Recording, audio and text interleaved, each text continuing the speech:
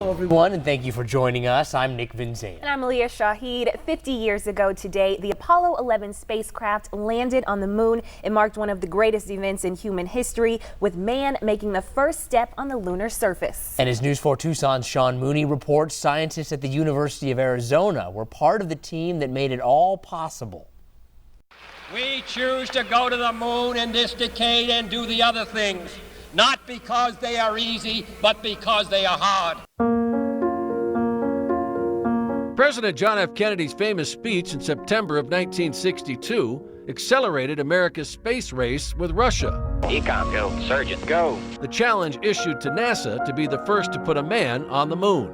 They've got the flag up now, and you can see the stars and stripes on the lunar surface. But even before the president's grand pronouncement, scientists on the campus of the University of Arizona were already mapping the gray orb. Led by Gerard Kuiper, a renowned planetary scientist who founded the Lunar and Planetary Laboratory at the U of A. Gerard Kuiper had the idea of doing photographs through telescopes of the moon and making maps that way. The first one was published right around 1960.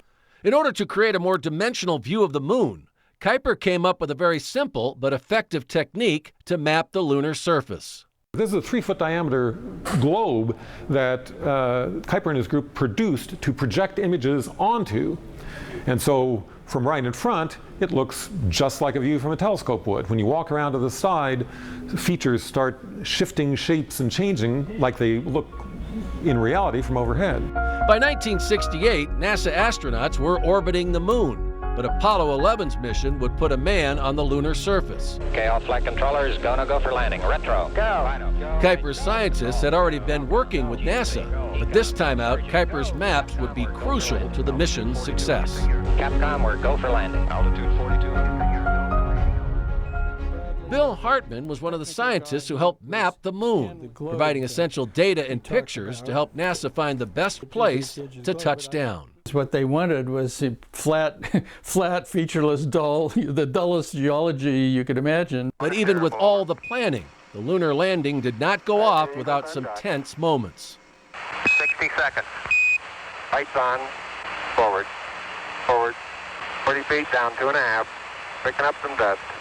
As they were coming in, and Armstrong was piloting, and Aldrin, and they were headed right for a fairly big concave crater, and he made a decision at the last minute to try to avoid that, and that's why they got within a few seconds of using up all their fuel, to make the landing. Fortunately, Neil Armstrong found a clear area, but when they touched down, there was less than 30 seconds of fuel remaining. Houston, Tranquility Base here. The Eagle has landed.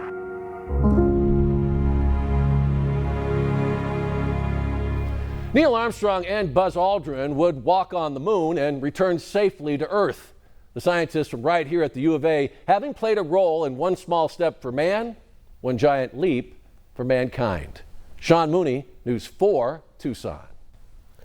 Well, Tucson is known for having art all over downtown. But now one of the city's most beloved murals is getting noticed for the wrong reasons. News 4 Tucson's Danelle Confair reports it's new at 5:30. If you're on 6th and Stone, you may notice several pieces of beautiful artwork painted on the walls outside of Miller's Surplus Store. One of those murals has been made famous for welcoming Tucson visitors. Greetings from Tucson was created 3 years ago and has become a frequent stop for visitors. Now that mural may be going away after vandals spray painted on 2 of the letters. In part of a Facebook post, the owners say they're not able to match the paint anymore and may have to cover it up or take it down. Visitors have already started to notice the vandalism. It caught my eye because I think it's a really awesome piece of art, and it really brightens up the downtown, and it just made me so sad to see that it's vandalized. Employees for the store say they noticed the vandalism on Thursday and that the mural is regularly vandalized every 3 months. A few local artists have already offered to take a look at the mural and see what they can do to help. We'll keep you updated on KVOA.com. I'm Danelle Confair, News 4 Tucson.